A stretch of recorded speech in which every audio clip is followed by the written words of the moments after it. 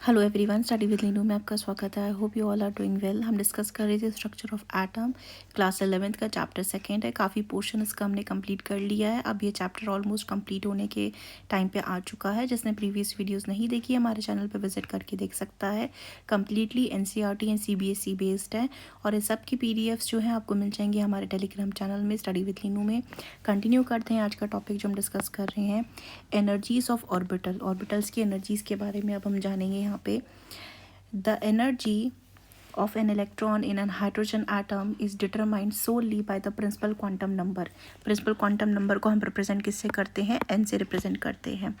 thus जो energy होगी orbital की हाइड्रोजन एटम में वो इंक्रीज करेगी। ठीक है ना। यहाँ पे देखिए ये तो एनर्जी क्या कर रही है आपकी, इंक्रीज कर रही है।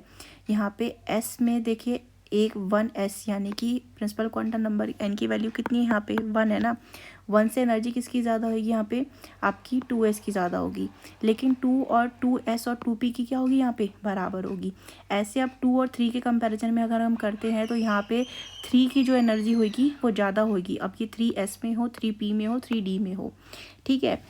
Although the shapes of 2s and 2p orbital जो होते हैं वो डिफर करते हैं। हमने जैसे देखा था 2s क्या होता है आपका स्फेयर होता है और p क्या होता है आपका डम्बल शेप्स जैसे होते हैं। And electron has the same energy when it is in the 2s orbital as when it is present in the 2p orbital. ये जो ऑर्बिटल होते हैं they have the same energy और इनको क्या बोलते हैं हम, डीजेनरेट ऑर्बिटल्स बोलते हैं। the 1s orbital in hydrogen atom as said earlier correspond करता है to the most stable condition and is called the ground state. जब इलेक्ट्रॉन आपके न्यूक्लियस के पास होता है यहाँ पे तो सबसे ज़्यादा स्टेबल कंडीशन में होता है आपका 1s में। An electron in the 2s and 2p जो होता है हायर ऑर्बिटल्स में चला जाता है तो वो क्या होती है आपकी एक्साइटेड स्टेट होती है। नीचे से ऊपर में जाना यहाँ होता है जब इलेक्ट्रॉन नीचे की स्टेट में होता है, दैट इज़ ग्राउंड स्टेट। और जब वो एक्साइट होता है तो वो किस में चला जाता है, हायर स्टेट में चला जाता है जिसको हम बोलते हैं एक्साइटेड स्टेट। तो जो इलेक्ट्रॉन होता है 2s 2p में या इनसे ऊपर के जो ऑर्बिटल होते हैं 3s 3p 3d होता है, इसमें हाइड्रोजन एटम के केस की हम बात कर रहे हैं तो यहाँ पे इलेक्ट्रॉन किस में चला जाएगा आपका एक्साइटेड स्टेट में चला जाएगा। The energy of an electron in a multi-electron atom, unlike that of the hydrogen atom, depend करता है not only on its principal quantum number shell but also on its azimuthal quantum number। अब यहाँ पे हम hydrogen के अलावा अगर बात करते हैं तो यहाँ पे जो आपका डिपेंड करता है ये डिपेंड करेगा energy of electron principal quantum number के अलावा आपका किस पे डिपेंड करेगा, एल पे डिपेंड करेगा जो होता है azimuthal quantum number. That is for a given quantum number SPDF और इनके पास क्या होंगी, डिफरेंट एनर्जीज होंगी। Within a given principal quantum number the energy of orbitals increase करेगी इस ऑर्डर में। तो सबसे ज़्यादा यहाँ पे एनर्जी किसकी होएगी, F की, then D, then P and F। तो एनर्जी का क्या है, ये इस तरफ आपका बढ़ने का ऑर्डर है यहाँ पे। For the higher energy levels, these differences are sufficiently pronounced and staggering of orbital may result। Example 4s 3d में 3d की ज़्यादा है, 6s 6 5d में 5d की ज़्यादा है, 4f 6p में 6p की ज़्यादा है। The main reason for having different energies of the subshell is the mutual repulsion among the electrons जो multi electron atoms में होता है।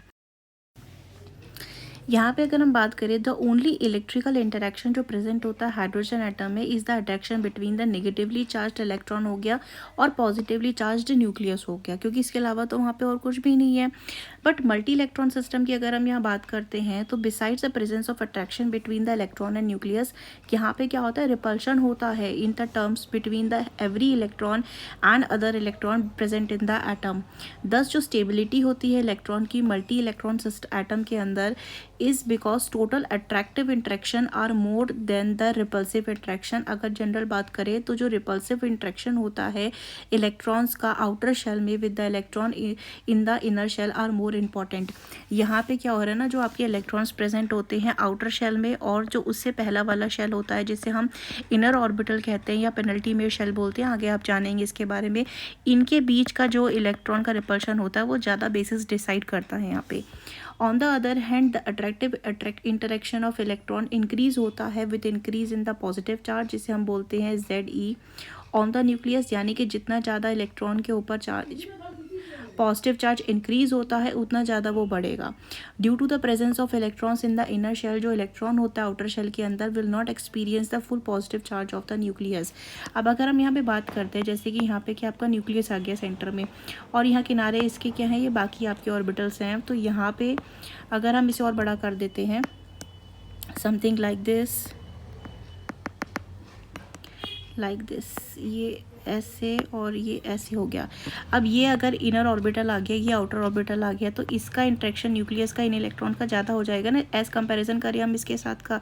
तो यहाँ पे क्या हो जाता है, the electron in the outer shell will not experience the full positive charge of the nucleus, जैसे अभी हमने एक्सप्लेन करा।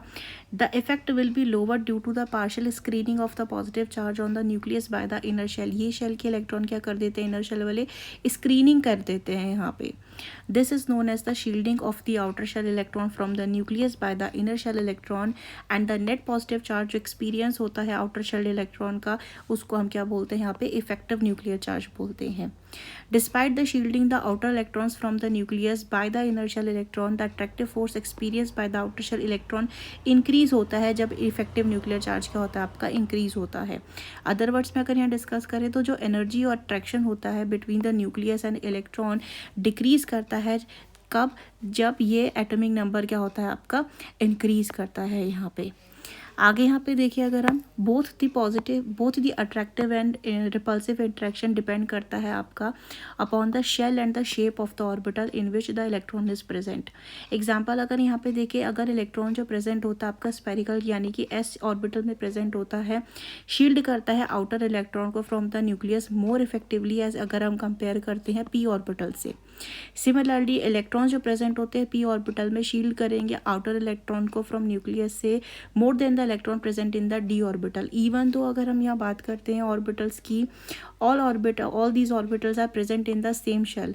फर्दर अगर हम देखिए शेल के within be, due to the spherical shape of S orbital, जो एस ऑर्बिटल इलेक्ट्रॉन होते हैं spends more time close to the nucleus as comparison अगर हम यहाँ करते हैं टू द पी ऑर्बिटल्स के इलेक्ट्रॉन, जो कि स्पेंड करते हैं more time in the vicinity of the nucleus in comparison to the D orbital electrons.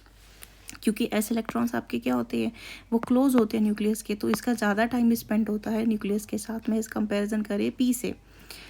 In other words for a given shell principal quantum number जो Z effective होता है वो experience करता है by the electron decreases with increase of the azimuthal quantum number, that is S orbital के जो electron होते हैं ये मोर टाइटली बाउंड होंगे to the nucleus than P orbital, which in turn will be better tightly bound than the D orbital. जैसे जैसे energy यहाँ पे क्या हो रही है आपकी, जैसे जैसे यहाँ से एस से ये पी में जा रहे हैं या डी में जा रहे हैं ना, तो ज़्यादा टाइटली बाउंड कौन होता जाएगा, उनसे पहले वाला। एस और पी के कंपैरिजन में एस टाइटली बाउंड रहेंगे ज़्यादा न्यूक्लियस की तरफ, पी और डी के कंपैरिजन में पी ज़्यादा टाइटली बाउंड रहेगा। The energy of the electron in the S orbital will be lower than the P orbital electron which have less energy than that of the D orbital and so on. अब यहाँ पे ये जितना ज़्यादा nucleus के पास होगा उतना ज़्यादा स्टेबल भी तो होगा, यानी कि उसकी एनर्जी क्या होगी, उतनी ज़्यादा कम होगी। Since the extent of shielding from the nucleus is different for electrons in different orbitals, it leads to the splitting of energy levels within the same shell. That is जो एनर्जी होती है electron की एक orbital में as mention earlier depend करती है किस पे, जैसे हमने जाना था on the values of N and L.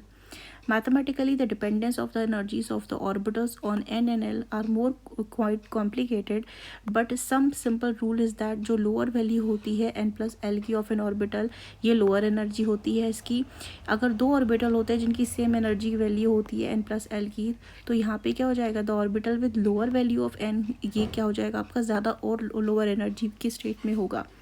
यहाँ पे हमारे पास आती है टेबल 2.5 जो इलस्ट्रेट करती है n+1 रूल के बारे में, डिपिक्ट करती है the energy level of multi electron system. It may be noted that जो डिफरेंट सबशेल्स होते हैं पर्टिकुलर शेल के, इनका डिफरेंट एनर्जी होता है in case of multi electron.